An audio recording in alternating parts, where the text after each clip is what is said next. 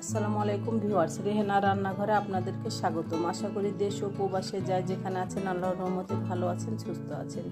আজকে আমি আবার একটা দারুণ মজার রেসিপি নিয়ে চলে এসেছি। আজকে আমি টমেটোর সস বানিয়ে দেখাবো।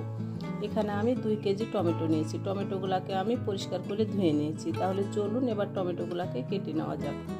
টমেটোগুলোকে আমি এ সাইজ করে কেটে নিয়েছি, 1 ইঞ্চি সাইজ করে, কারণ এটা গোটা গোটা যদি আপনারা রাখেন তাহলে সিদ্ধ হতে দেরি হবে এবং ব্লেন্ড করতেও সমস্যা হবে। টমেটোর এই মাথাটা আছে, এটা আপনাকে কালো মাথাটা, এটা আপনাকে কেটে ফেলে দিতে হবে। তাহলে চলুন কথা না বাড়িয়ে কিচেনে যাওয়া যাক। টমেটোগুলো আমি কড়াইয়ে ঢেলে দিয়েছি। এবার আমি দিয়ে দেবো স্বাদ অনুযায়ী লবণ। আমি এখানে পানি ব্যবহার করব না, কারণ টমেটো থেকে অনেক পানি বের হবে। তবে আপনাকে চুলার আগুনটা মিডিয়াম টু লোয়ে রাখতে হবে। আমি এবার গ্যাসটা অন করে দিলাম। আমি এবার ভালো করে নেড়ে চেড়ে দেবো। আমি ভালো করে নেড়ে চেড়ে দিয়েছি। এবার আমি ঢাকনা দিয়ে ঢেকে সিদ্ধ করে নেব। সিদ্ধ করে নিয়ে আমি ফিরে আসতেছি। কিছুক্ষণ পরে আমি ঢাকনাটা উঠে নিলাম। দেখুন আমার টমেটো থেকে কতগুলা পানি বের হয়েছে। এখানে আমি 1 ফোঁটাও পানি ব্যবহার করিনি। আমি আর কিছুক্ষণ সিদ্ধ করে নিব। এটা একেবারে সম্পূর্ণ সিদ্ধ করলে আপনার কালারটা নষ্ট হয়ে যাবে। এটা কিছু গোটা গোটা থাকতে আপনার নামিয়ে নিতে হবে। আমি ঢাকনা দিয়ে ঢেকে আর কিছুক্ষণ রান্না করে নিয়ে আমি ফিরে আসতেছি। কিছুক্ষণ পরে আমি ঢাকনাটা উঠে নিলাম। আমার টমেটোগুলা প্রায় সিদ্ধ হয়ে গেছে। এটাই এভাবে সিদ্ধ করতে হবে, এর থেকে আর বেশি সিদ্ধ করা যাবে না, তাহলে আপনার কালারটা নষ্ট হয়ে যাবে। আমি এবার গ্যাসটা অফ করে দেব। আমি এবার টমেটোর পিউরিগুলাকে ঠান্ডা করে নেব। ঠান্ডা করে নিয়ে আমি ফিরে আসতেছি। টমেটোর পিউরিগুলাকে আমি এবার ব্লেন্ডারের জায়গায় ভরে নেব।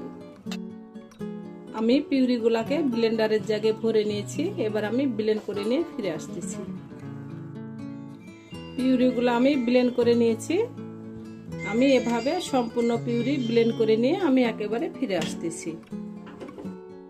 আমি একটা ছাকনা দিয়ে আমি টমেটোর পিউরিগুলা ছেঁকে নিয়েছি। এটা অবশ্যই ছাকনা দিয়ে ছেঁকে নিতে হবে। এটার ভিতরে যে বীজ আছে এবং চামড়াগুলো আছে সেগুলো থেকে গেলে আপনার সসটা ভালো লাগবে না, সেজন্য সসটাকে অবশ্যই ছেঁকে নিতে হবে। আমি ছেঁকে নিয়েছি। আমি এবারে এই ছোপাগুলোকে ফেলে দেব। দেখুন আমার পিউরিগুলো কি সুন্দরভাবে ছাকা হয়ে গেছে। আমি এবার পিউরিগুলোকে হাঁড়ির মধ্যে ঢেলে দেব। গ্যাসটা আমি অন করে দিয়েছি। আমি এবার দিয়ে দেব মরিচের গুঁড়া 1 চামচ। আমি এখানে দিয়ে দেব চিনি 1 কাপ। চিনিটা আপনাদের ইচ্ছা, কেউ বেশি মিষ্টি খেতে পছন্দ করেন, আবার কেউ টক ঝাল মিষ্টি খেতে পছন্দ করেন। চিনিটা অবশ্যই আপনারা জেনে বুঝে দিবেন। আমরা সিদ্ধ করার সময় লবণ ব্যবহার করেছিলাম। আমি এখানে চেক করে নিয়েছি, আমার আর লবণ লাগবে না, সেজন্য আমি লবণ দিলাম না। আমি এবার সসটাকে কিছুক্ষণ রান্না করে নিয়ে আমি ফিরে আসতেছি। আমি এখানে 2 চামচ কর্নফ্লাওয়ার নিয়েছি। আমি এবার এটাকে ভিনেগার দিয়ে গুলে নেব। আমি কর্নফ্লাওয়ারটা গুলে নিয়েছি। আমি এবার দিয়ে দেব। আমি এবার দিয়ে দেব 1/2 কাপ ভিনেগার। সসটা আমার এখনো হয়নি। আমি এটা 20 মিনিট জাল দিয়েছি, আরও আমি 10 মিনিট জাল দিয়ে নেব। আমি একেবারে সসটা তৈরি করে নিয়ে ফিরে আসতেছি। সসটা রান্না করার সময় চুলার আগুনটা একেবারে মিডিয়াম টু লোয়ে রাখতে হবে, নইলে আপনার সসটা নিচে যদি ধরে যায় তাহলে আপনার সসটা খেতে মজা লাগবে না এবং পুড়া পুড়া গন্ধ করবে। আমার রেসিপিগুলা যদি ভালো লাগে তাহলে আমার ভিডিওগুলো দেখার অনুরোধ রইল। যদি ফেসবুক থেকে দেখেন তাহলে অবশ্যই একটা ফলো দিয়ে দিন। ইউটিউব থেকে দেখলে একটা সাবস্ক্রাইব করার অনুরোধ রইল। হাতে যদি সময় থাকে লাইক শেয়ার কমেন্ট করে দিন। আপনাদের একটা শেয়ারে আমি অনেক দূরে এগিয়ে যেতে পারবো। সসটাকে আপনাকে অনবরত নাড়তে হবে। আপনি চুলার কাছ থেকে 1 ধাপও নড়াচড়া করতে পারবেন না, তাহলে আপনার সসটা এভাবে ফুটে আপনার নষ্ট হয়ে যাবে চুলাটা। সেজন্য সসটাকে অনবরত নেড়ে আপনাকে সসটা তৈরি করে নিতে হবে। আমি এখানে অল্প করে বিট লবণ দিয়ে দেব। আমি দিয়ে দিলাম অল্প কিছু বিট লবণ। বিট লবণটা দিয়ে আমি আর কিছুক্ষণ নাড়াচাড়া করে নেব।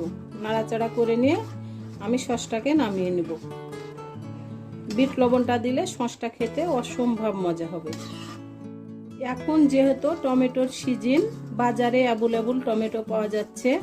আপনারা দোকানে বেশি দামে সসটা কিনে না খেয়ে বাসায় এভাবে বানিয়ে নিলে আপনি ডিপ ফ্রিজে রেখে সারা বছর সংরক্ষণ করতে পারবেন। আমার সসটা পুরোপুরি কমপ্লিট। আমি এবার গ্যাসটা অফ করে দিয়ে সসটাকে ঠান্ডা করে উঠিয়ে নেব।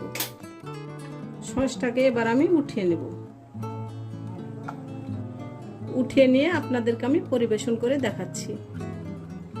হয়ে গেছে আমার পরিবেশন করা। আশা করি আমার রেসিপিটা অবশ্যই ভালো লাগবে। যদি ভালো লাগে তাহলে আমার চ্যানেলটিতে লাইক কমেন্ট শেয়ার করতে ভুলবেন না। বেশি বেশি করে সাবস্ক্রাইব করার অনুরোধ রইল। তাহলে আজকের মতো এখানে বিদায়। আবার অন্য কোনো রেসিপি নিয়ে আসবো। সবাই ভালো থাকবেন। আল্লাহ হাফেজ।